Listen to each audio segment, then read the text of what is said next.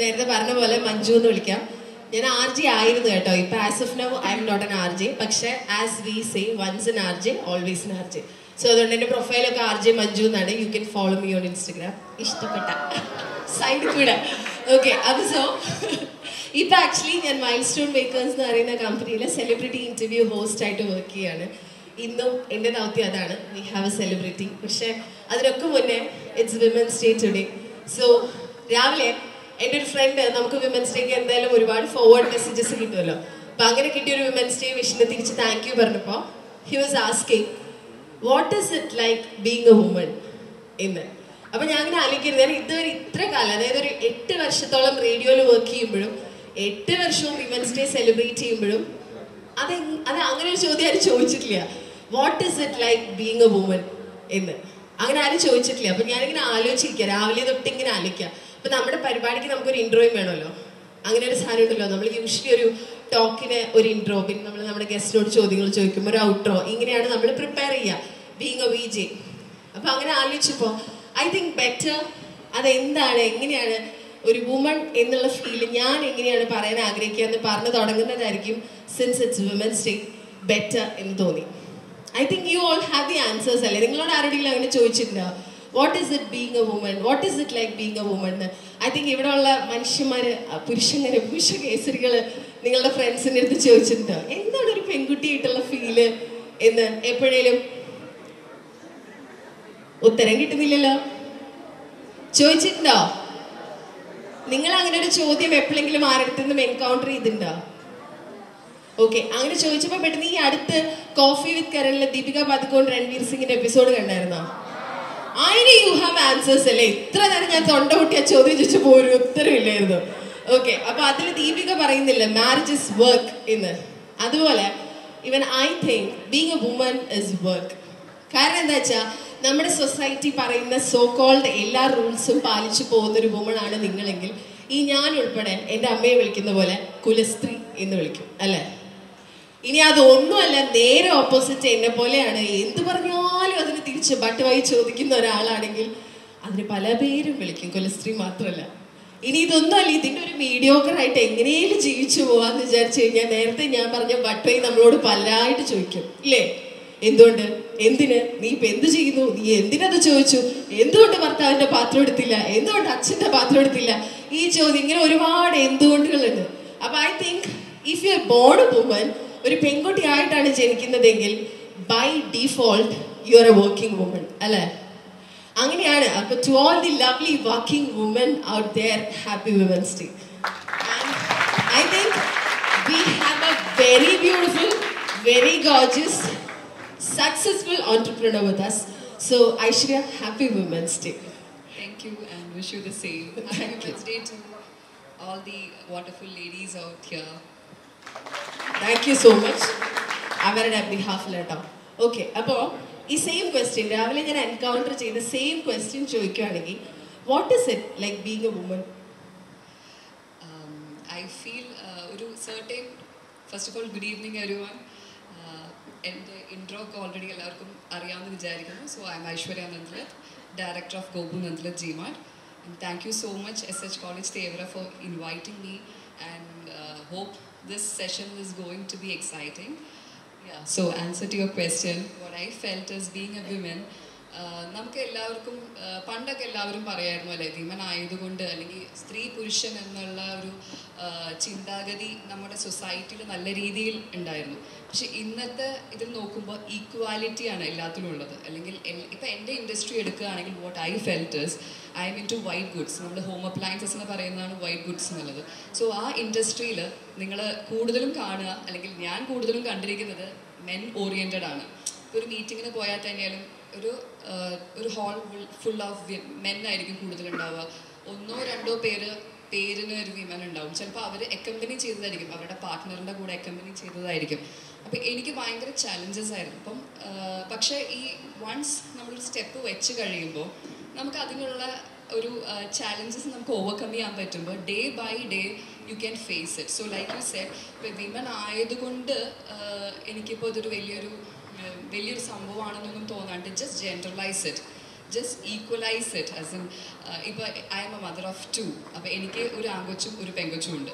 So ഇവർ രണ്ടുപേരുടെയും കാര്യത്തിൽ ഞാൻ കണ്ടിരിക്കുന്നത് എന്താണെന്ന് വെച്ചാൽ, പണ്ടത്തെ കാലത്ത് നീ ആണാണ് നീ പെങ്കൊച്ചാണ് എന്നുള്ള ഒരു വേർതിരിവ് ചിലപ്പം എൻ്റെ ജനറേഷൻ അല്ലെങ്കിൽ നമ്മുടെ പേരൻസിന്, എൻ്റെ പേരൻസിൻ്റെ ജനറേഷനിലൊക്കെ അതാണ് കൂടുതലുണ്ടായിരിക്കുന്നത്. അതായത് men are suppose to work, they lead the family എന്നുള്ള കൈൻഡ് ഓഫ് കോൺസെപ്റ്റ് ആയിരുന്നു. പക്ഷേ when it comes to my generation എന്ന് പറഞ്ഞാൽ നിങ്ങൾ കുറച്ചും കൂടെ ജെൻ സി ആയതുകൊണ്ട് പറയുകയാണ്.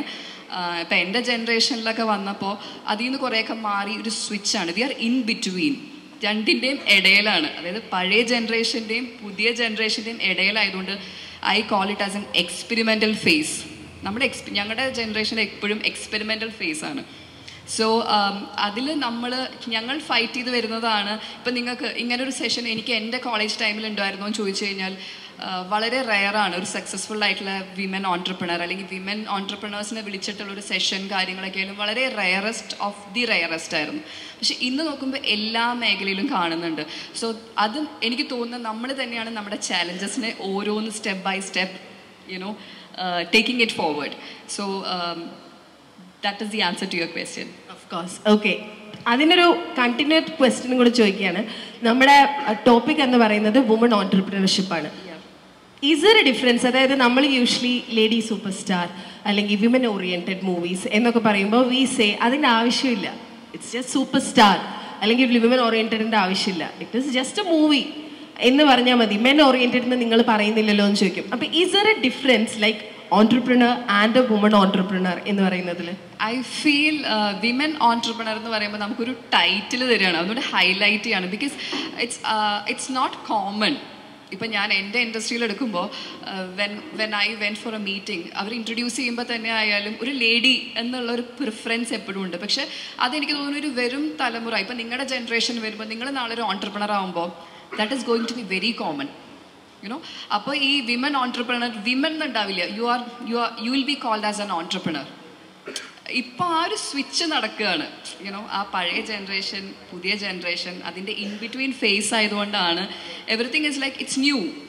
ദാറ്റ് ഈസ് വൈ ഇപ്പം നമ്മൾ സക്സസ്ഫുൾ ആയിട്ടുള്ള ആൾക്കാർ എന്തുകൊണ്ടാണ് ഇപ്പോൾ ഈ വിമൻ ഓൺട്രപ്രണർ കാറ്റഗറിയിൽ ഇപ്പോൾ എന്നെ സെലക്ട് ചെയ്യാൻ കാരണം? I am not saying I am 100% successful. I am every day I am learning new things, may be from my colleague or may be from the mentor who I have in my life. പക്ഷേ നമ്മൾ day by day grow ചെയ്തുകൊണ്ടിരിക്കുകയാണ്. അപ്പം നിങ്ങളുടെ generation വരുമ്പോൾ ഇതെല്ലാം generalise ചെയ്ത് പോകും. It will be very normal. അത് കഴിഞ്ഞ് എൻ്റെ കുട്ടികളുടെ ജനറേഷൻ വരുമ്പോൾ ഇറ്റ് വിൽ ബി ഇങ്ങനെയും കൂടി ആയിരിക്കില്ല. That's what I feel. Nice. Okay. അപ്പോൾ നേരത്തെ പറഞ്ഞതുപോലെ നന്ദിലത് ഗ്രൂപ്പിന് almost 40 years, more than 40 years of legacy പറയാനുണ്ട്. ഈ ഇപ്പം നമ്മൾ സ്റ്റാർ കിഡ്സ് എന്ന് പറയുമല്ലോ, നെപ്പോട്ടിസം എന്ന് പറയണ പോലെ നിങ്ങളും ഒരു രീതിയിൽ സെലിബ്രിറ്റി കിഡ്സ് ആണ്, business kids we can say I guess. പക്ഷേ it is not necessary that അതേ പാതയിൽ തന്നെ പോരണം എന്നൊരു നിർബന്ധമില്ല. You can choose your own path, അല്ലേ? ഈ ലെഗസി തന്നെ എനിക്ക് കണ്ടിന്യൂ ചെയ്യണമെന്നില്ല. പക്ഷേ ഈ 40 years അച്ഛൻ്റെ ഒരു സ്ട്രഗിള്, അച്ഛൻ്റെ ഒരു ഡിറ്റർമിനേഷൻ, അച്ഛൻ ബിസിനസ്സിൽ I have heard you saying like അച്ഛൻ പോലീസായിരുന്നു, അമ്മമ്മ ഹോം മേക്കറാണ്, വീട്ടിൽ അങ്ങനെ ബിസിനസ് മെനായിട്ടുള്ള ആളുകളില്ല, അച്ഛനായിട്ട് ഉണ്ടാക്കിയ പാതയാണ്. അപ്പോൾ it has its own difficulties. I know as kids നിങ്ങൾ ഭയങ്കരമായിട്ട് മിസ് ചെയ്തിട്ടുണ്ടാവും അച്ഛൻ എന്നുള്ള പ്ലേസിൽ. അങ്ങനെ ഇരിക്കുമ്പോൾ what made you select like okay I am going to follow his path എന്ന് നമ്മൾ ഫിക്സ് ചെയ്യുന്നൊരു മൊമെന്റ് ഉണ്ടാവില്ല, അല്ലെങ്കിൽ what made you do that? നമ്മൾ ജനിക്കുമ്പോൾ ഒരു ഡോക്ടറായിരിക്കുന്ന അച്ഛനെ കണ്ട് കുട്ടി ചെറുപ്പത്തിലേ വിചാരിക്കില്ല. മേ ബി ഒരു അംബീഷൻ ഉണ്ടാവും ദാറ്റ് നിങ്ങൾ ചിലപ്പോൾ പലവരും ഡോക്ടർ ഫാമിലിയിൽ നിന്ന് വരുന്ന ആൾക്കാരുണ്ടാവും. പക്ഷെ നിങ്ങൾ ആരും വിചാരിക്കില്ല വളർന്നു വരുന്ന ഓരോ സ്റ്റേജിലും നിങ്ങളുടെ എക്സ്പീരിയൻസ് ആണ് നിങ്ങൾക്ക് ഏത് സ്റ്റേജിലോട്ട് ഏത് സ്ഥലത്തേക്ക് ഡിവൈഡ് ചെയ്യണം അല്ലെങ്കിൽ ഡിവൈഡ് ചെയ്ത് പോകണം എന്ന് തീരുമാനിക്കുന്നത്, അല്ലേ? അതിൻ്റെ ഡൈവേർഷൻ എടുക്കുന്നത് നിങ്ങൾ ഓരോരുത്തരാണ്. ഇപ്പോഴത്തെ കുട്ടികളുടെ കാര്യത്തിൽ you people are taking the decision, but back in my time what I felt is like at the age of 21 I got married. So ഞാൻ എൻജിനീയറിങ്ങിനാണ് പഠിച്ചിരുന്ന ആ സമയത്ത്. അപ്പോൾ എൻജിനീയറിംഗ് പഠിച്ച സമയത്ത് തന്നെ എല്ലാ വീട്ടിലും ഉണ്ടാവില്ല ഈ ഹൊറോസ്കോപ്പ്. എൻ്റെ വീട്ടിൽ ഇത്തിരി കൂടുതലായിരുന്നു. സോ ഹൊറോസ്കോപ്പ് തിങ്ങിൽ പറഞ്ഞിരുന്നു that I have validity till 23, at the age of 23 that I should get married, അപ്പോൾ ആ ഒരു സമയത്ത് I M like flying with wonderful wings. ഇങ്ങനെ ഒരു ഫ്ലൈ ബേർഡായിട്ട് ഇങ്ങനെ നടന്നുകൊണ്ടിരുന്ന സമയത്ത് വെൻ ദേ സെഡ് ബീങ് ഇന്നത്തെ ഒരു ജെൻ സിഒ അല്ലെങ്കിൽ അതിൻ്റെ ഒരു യങ് ജനറേഷൻ കുട്ടികളെ പോലെ അല്ലായിരുന്നു. കുറച്ചും കൂടെ പേരൻസിനോട് കുറച്ചും കൂടെ അവർ പറയുന്നത് കുറച്ചും കൂടെ കേൾക്കണം, അല്ലെങ്കിൽ ഇന്നത്തെ ജനറേഷൻ കേൾക്കുന്നില്ല എന്നല്ല കേട്ടോ, പക്ഷെ നിങ്ങളുടെ ഒപ്പീനിയൻസ് ഞങ്ങൾ പേരൻസ് കൺസിഡർ ചെയ്യുന്നുണ്ട് കുറേ കാര്യങ്ങളിൽ. സോ എൻ്റെ കാര്യത്തിൽ വന്നപ്പം when parents told me like you know ഹൊറോസ്കോപ്പിൽ ഇങ്ങനെ പറയുന്നുണ്ട് എന്ന് പറഞ്ഞപ്പോൾ ദെൻ ഐ സെഡ് ഓക്കെ അച്ഛാ then you can do it എന്ന് പറഞ്ഞു. അങ്ങനെ 21-22 I got married. സോ അപ്പോഴും ഞാൻ വിചാരിച്ചില്ല, ബിക്കോസ് എഞ്ചിനീയറിംഗ് കഴിഞ്ഞ സമയത്ത് what I wanted is to join a company. അന്ന് MNC എന്നൊക്കെ പറയുന്നത്, MNCയിൽ വർക്ക് ചെയ്യുക എന്നൊക്കെ പറയുന്നത് ഭയങ്കര ഒരു സംഭവമായിരുന്നു. എക്സാക്ട്ലി. ഇന്ന് IT ഫേമിൽ വർക്ക് ചെയ്യുന്ന ഒരു ജനറൽ തിങ്ങായി മാറി. കാരണം നമ്മുടെ നിത്യേന കാണുന്നതാണ് അല്ലേ, IT ഫേമിൽ വർക്ക് ചെയ്യുന്നു അല്ലെങ്കിൽ സ്റ്റാർട്ടപ്പിൽ വർക്ക് ചെയ്യുന്നു എന്ന് പറയുന്നത്. പക്ഷെ അന്നത്തെ സമയത്ത് അത് ഭയങ്കര സംഭവമാണ്. IT വർക്ക് ചെയ്യുക, വിപ്രോയിൽ വർക്ക് ചെയ്യുക, അല്ലെങ്കിൽ ഇൻഫോസിസിൽ കിട്ടി, അങ്ങനെ മൾട്ടിനാഷണൽ കമ്പനീസിൽ കിട്ടുന്നു. Then there you build your career, from there you go and other companies one after the other. അപ്പം ഞാൻ കല്യാണം കഴിക്കാനായിട്ട് സമ്മതിച്ചു. പക്ഷെ I had one condition that I want to study. അപ്പോൾ അതേസമയം അവരും പറഞ്ഞു ഓക്കെ പഠിപ്പിക്കാമെന്ന് പറഞ്ഞു. ദെൻ സ്കോട്ട്ലാൻഡ് അങ്ങനെ എന്തൊക്കെയോ പ്ലാൻസ് ഒക്കെ ഉണ്ടായിരുന്നെങ്കിലും finally we ended up in Bangalore. I studied in MS Ramaiah MBA marketing പഠിച്ചു. MBA ഉണ്ടായിരുന്നത് എന്താണെന്ന് വെച്ചാൽ ഞാൻ പറഞ്ഞല്ലോ, ആ വീഡിയോയിൽ പറഞ്ഞ കാര്യം തന്നെയാണ് പറയാനുള്ളത്. വളരെ ചെറിയൊരു ഫാമിലിയിൽ നിന്ന് 8 മക്കളുള്ള ഫാമിലിയിൽ നിന്നാണ് എൻ്റെ അച്ഛൻ ഗ്രോ ചെയ്തത്. സോ അതിൽ നോക്കുമ്പോൾ അച്ചാച്ചൻ ഒരു പോലീസ് കോൺസ്റ്റബിൾ ആയിരുന്നു. അമ്മമ്മ was A home maker like you Z. അപ്പോൾ 8 മക്കളിൽ 8ാമത്തെ ആളായിരുന്നു എൻ്റെ അച്ഛൻ. ഈ 8 മക്കളെ അന്നത്തെ സമയത്ത് വളർത്തി വലുതാക്കി വരിക എന്ന് പറഞ്ഞാൽ ഭയങ്കര ബുദ്ധിമുട്ടുള്ളതായിരുന്നു. പക്ഷേ ദേ സർവൈവ്ഡ് സംഭവം and he went to Delhi. From there he established his business. നാട്ടിൽ വന്ന് ബൂസ്റ്റർ വിറ്റ് ആ കഥകളൊക്കെ ഉണ്ട്. Hope you people know. Should I brief? So it's like അങ്ങനെയായിരുന്നു. അപ്പോൾ ഈ സമയത്ത് ഞാൻ കാണുന്ന ലൈക്ക് യു സെഡ് അച്ഛനും ഞങ്ങളും തമ്മിലുള്ള ഒരു കാലഘട്ടം മിസ് ചെയ്തിരുന്നു എന്ന് വെച്ചാൽ ഒരിക്കലും മിസ് ചെയ്തിട്ടില്ല. പക്ഷേ he had always kept his time for his family.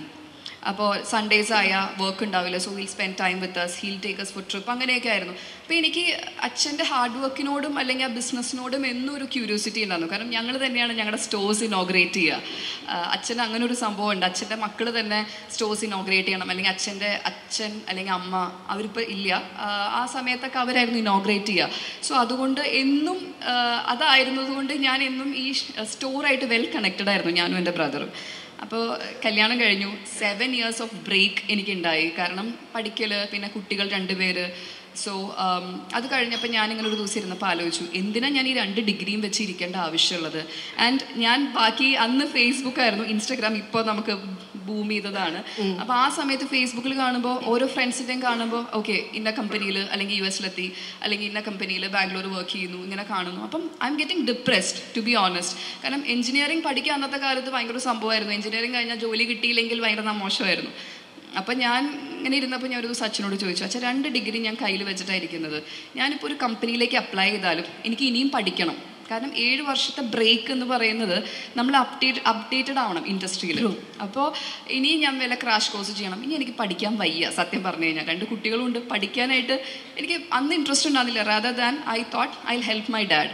അപ്പോൾ that's when I realized okay എൻ്റെ ഉള്ളിലും ഉണ്ട്. കാരണം കുറേ പേര് എന്നോട് പറഞ്ഞിട്ടുണ്ട് you cannot work under someone because I am born to be an entrepreneur or I have that leadership quality എന്ന് എനിക്ക് എപ്പോഴും പറയാറുണ്ട്. അപ്പോൾ then I thought okay ഇനിയിപ്പോൾ ഒരു MNCയിൽ പോയി വർക്ക് ചെയ്ത് സീറോന്ന് സ്റ്റാർട്ട് ചെയ്യുക, ആൻഡ് ഫ്രണ്ട്സൊക്കെ വേറെ ലെവലിലേക്ക് എത്തിയിട്ടുണ്ടാവും. അപ്പോൾ എനിക്കൊരു ചെറിയൊരു കോംപ്ലക്സ് അടിച്ചു കേട്ടോ.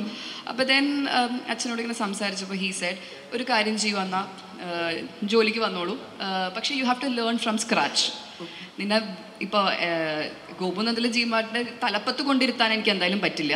ആദ്യം അപ്രൻറ്റീസ് പണിയായിട്ട് തുടങ്ങിയാൽ മതി എന്ന് പറഞ്ഞു. അപ്രൻറ്റീസ് പണി എന്ന് പറയുമ്പോൾ ചെറിയ ചെറിയ കാര്യങ്ങളിലായിരിക്കും. ചിലപ്പോൾ ആദ്യം തന്നെ തന്നിരുന്ന ഡ്യൂട്ടി എക്സ്പെൻസ് നോക്കലായിരുന്നു.